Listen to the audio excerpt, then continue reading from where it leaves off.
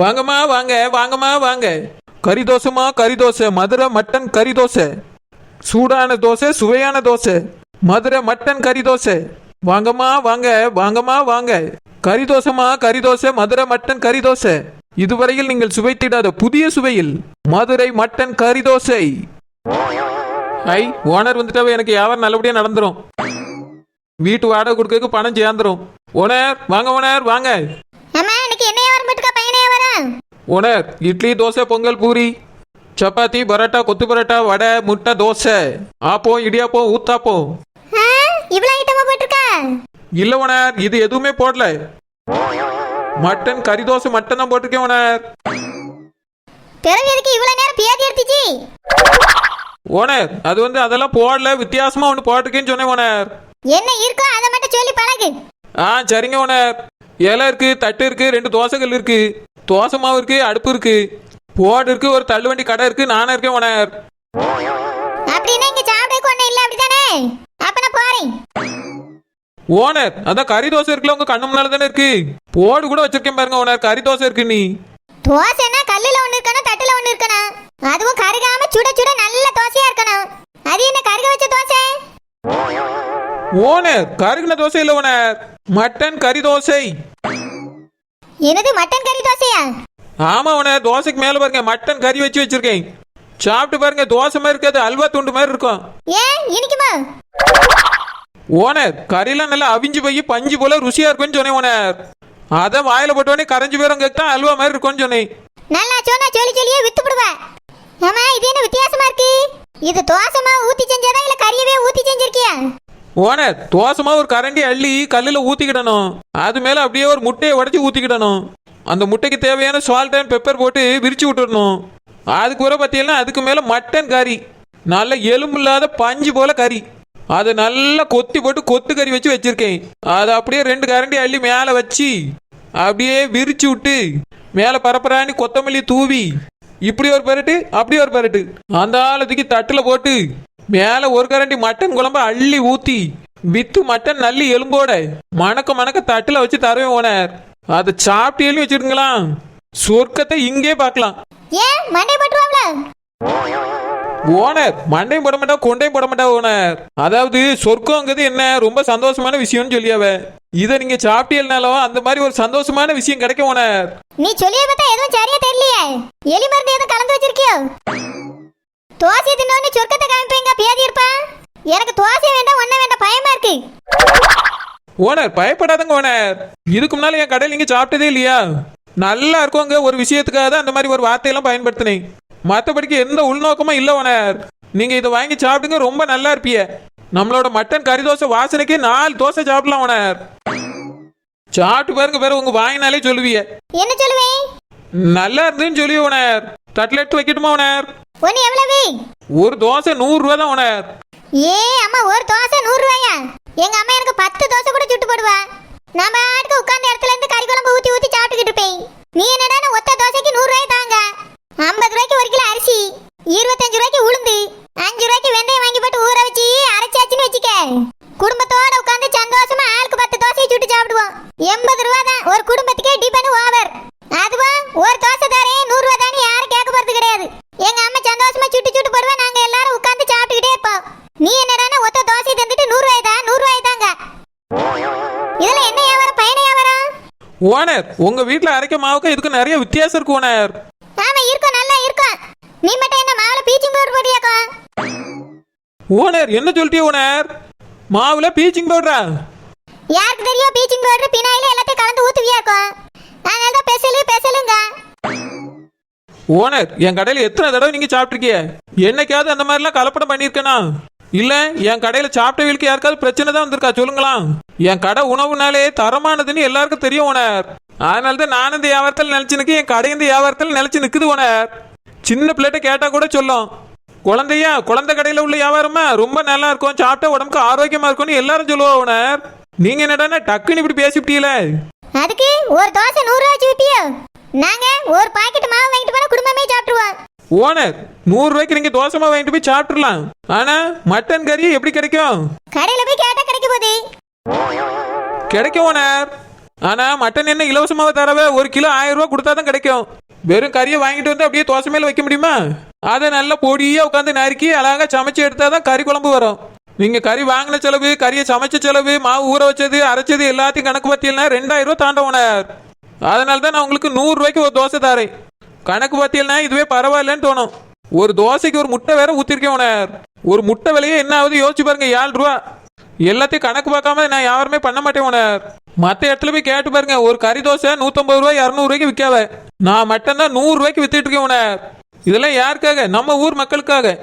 நீங்க முதல்ல வாங்கி ரசிச்சு ருசி சாப்பிட்டாதான் மற்ற வீல வந்து சாப்பிட்டு போங்க ஓனர். எனக்கு சாப்பிடக்கலாம் வேண்டாம், பார்சல் கட்டித்தா. சரி ஓனர், அப்படின்னா உங்களுக்கு ஒரு 10, உங்க அம்மைக்கு ஒரு 10, உங்க தம்பிக்கு ஒரு 10, உங்க பிள்ளைகள் 2 பேருக்கு சேர்த்து ஒரு 10, மொத்தம் 40 தோசை பார்சல் கட்டிட்டுமா ஓனர்? ஏன் 4000 தோசை கிட்டேன்? இல்ல ஓனர், வீட்டுலன்னா எல்லாரும் 10 தோசை சாப்பிடுவோம்னு சொன்னீங்களா, அதான் 10 கட்டட்டுமான்னு கேட்டேன். வீட்ல எங்க அம்மா சுடிய தோசை நீ சுடிய தோசை ஒண்ணு. எங்க அம்மா சுடிய தோசையை நான் 10 சாப்பிடுவேன்.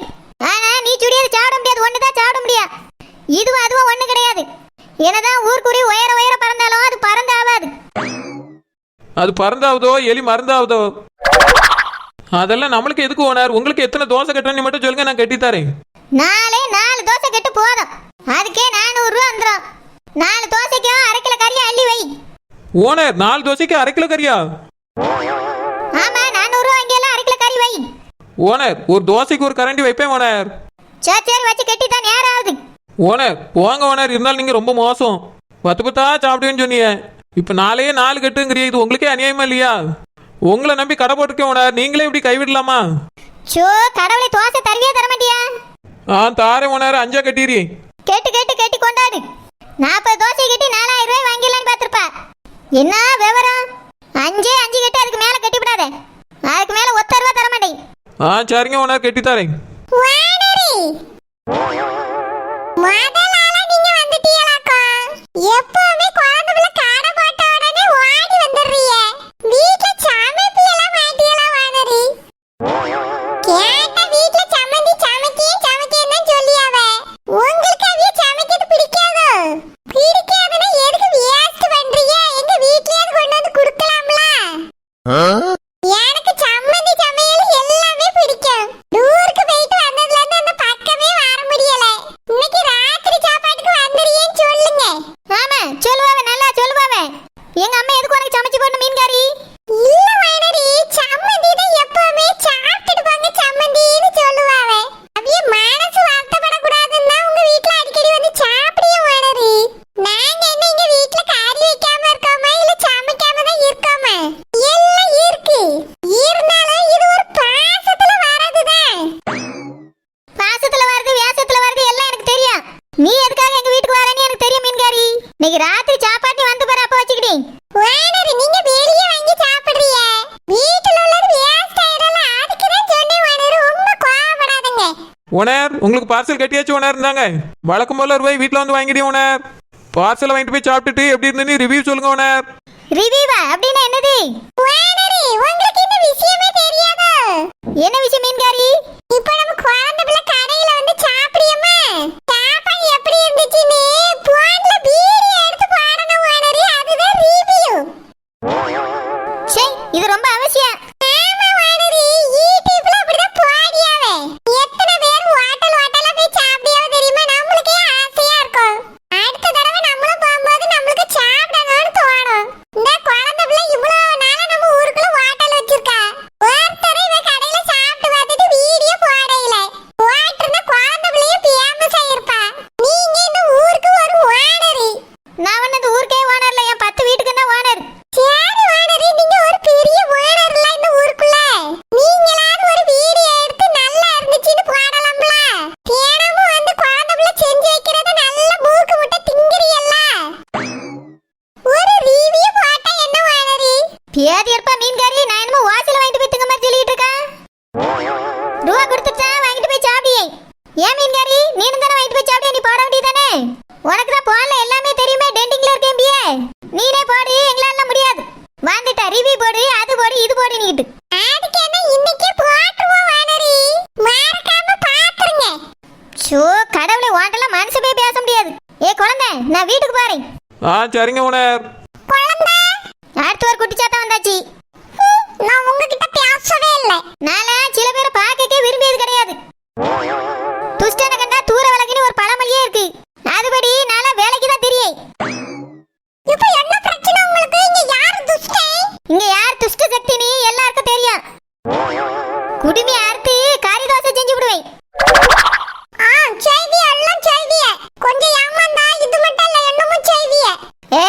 மரியாதை எங்க இருந்து ஓடி போயிரு.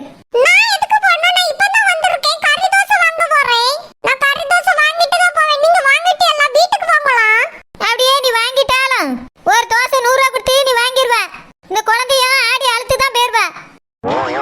இப்ப என்ன பிரச்சனை உங்களுக்கு? 100 ரூபாய் கொடுத்தா நாங்களாம் வாங்கி திங்க மாட்டேன்னு நினைக்கிறீங்களோ? ஒரு தோசை என்ன 10 தோசை வாங்கி திங்குறேன். நீங்க வேணா நின்னு பார்த்துட்டு போங்க. ரொம்ப அவசியம் இந்த அம்மா சாப்பிடியது அதிசயம். நாங்க நின்னு பாப்போம்.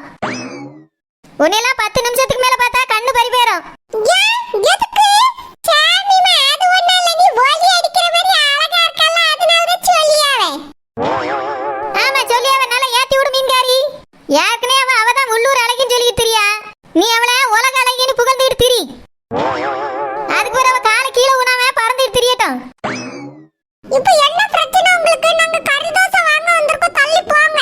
வாங்கிட்ட வரவு நின்னு கதை விடுவாவே. வாங்கிட்ட எல்லாம் கதை விடக்க எனக்கு விருப்பம் இல்ல. கல்லால வேணா அடிக்க விருப்பமா இருக்கு.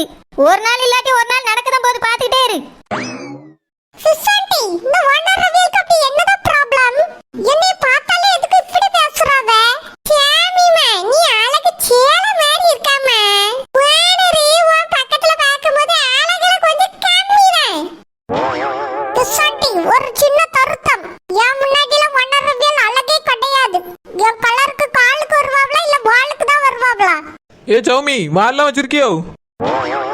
சும்மா ஒரு பேச்சுக்கு தான் சொல்லி இருக்கு. அப்போ நீ பேச்சுக்கு தான் அழகி. நீ வர சும்மா இருக்கு. அந்த ஓனர் ரவியல் தான் எப்ப பார்த்தாலும் யாச்சிட்டே இருக்காவ. நீயும் ஆரம்பிக்காத. அம்மா இன்னைக்கு என்ன டிஷ் வச்சிருக்கா? அதான் நீயே சொன்னிய கறி தோசை எழுதி போட்டிருக்கீங்களா? மதுரை மட்டன் கறி தோசை. மட்டன் கறி தோசையை வச்சிருக்கா? நான் கூட கார குழம்பா இருக்குமான்னு நினைச்சிட்டேன். மீன் கறக்க என்னக்க எப்படி அசிங்கப்படுத்தி விட்டிய? கறி குழம்பு வாசனை மூக்க தொலைக்கலையா? இன்னைக்கு தாள தோசை பிடிச்சிட்டுமா? அது தெரியல. மூக்கு கொஞ்சம் அடைச்சிக்கிட்டு இருக்கு.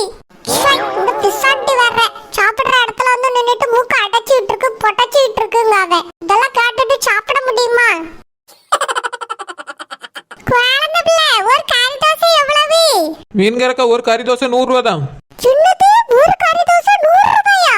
30 ரூபாய்க்கு எல்லா கடையிலயும் தோசை தர்றாங்க வித் சட்னி சாம்பாரோட. நீ கறி தோசைக்கு 100 ரூபாய் வாங்குறா, ரொம்ப அநியாயமா இருக்கு. 50 ரூபாய்க்கு ஒரு தோசை தா.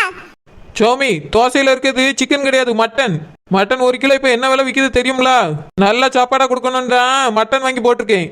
நான் ஒன்னும் பேருக்கு கொஞ்சோண்டு போட்டு தரல, ஒரு துண்டுலாம் போடல. நல்லா ஒரு கரண்டி போட்டு தரேன். குழம்பு வேற தனியா ஊத்துறேன், அதுலயே மட்டன் பீஸ் கிடக்கு. அப்படி இருக்கும்போது 100 ரூபாய்க்கு இது தகாதோ?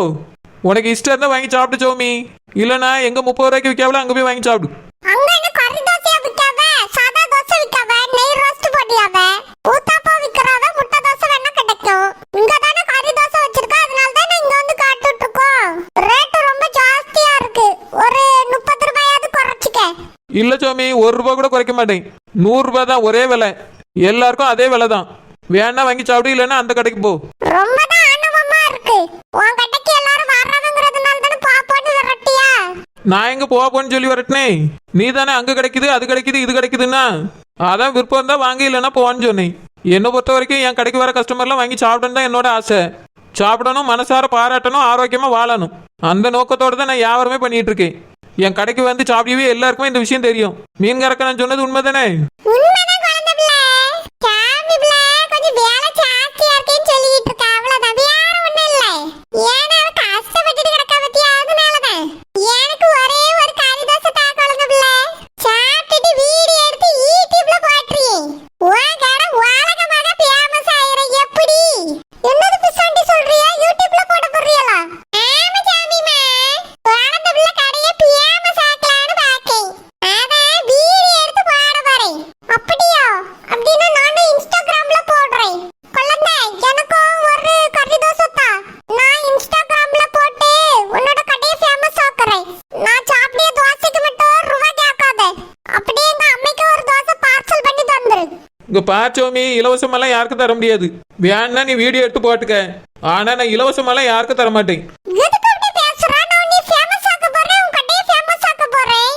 வீடியோ எடுத்து போட்டேன்னு வச்சுக்கியா, நம்ம ஊர் ஜனங்க மட்டும் இல்ல, பக்கத்து ஊர் ஜனங்க மட்டும் இல்ல, தமிழ்நாடு முழுக்க இருக்க எல்லா ஜனங்களும் உன் கடையை தேடி ஓடி வர ஆரம்பிச்சிருவாங்க. அப்புறம் இந்த தள்ளுவண்டி கடைலாம் பத்தாது, பெரிய கடையே பிடிக்க வேண்டி இருக்கும். அவ்வளவு கூட்டம் வரும் உன் கடைக்கு. அதுக்காக ஒரு தோசை இல்லை சௌமி, 6 தோசை கூட இலவசமா தரமாட்டேன். எனக்கு என் வியாபாரம் தான் முக்கியம். நானே வாடகை கட்ட ரூபாய் இல்லைன்னு தான் வியாபாரமே போட்டிருக்கேன். அப்படி இருக்கும்போது இலவசம் கொடுத்தேன்னா நான் எப்படி வாடகை கட்டுவேன்? யாருக்கும் எதுவுமே இலவசமா கிடையாது. ரூபா தந்தியன்னா தோசை தாரே வாங்கி சாப்பிட்டுட்டு போயிட்டே இரு. சாமிமா குழந்தைகளே கஷ்டப்படியாலம்மா. ரூபா கொடுத்தே வாங்கிக்க. அவளும் வாடகை கட்டணும்ல. கிஷாண்டி இவளுக்காக தானே பண்றேன்னு சொல்றேன்.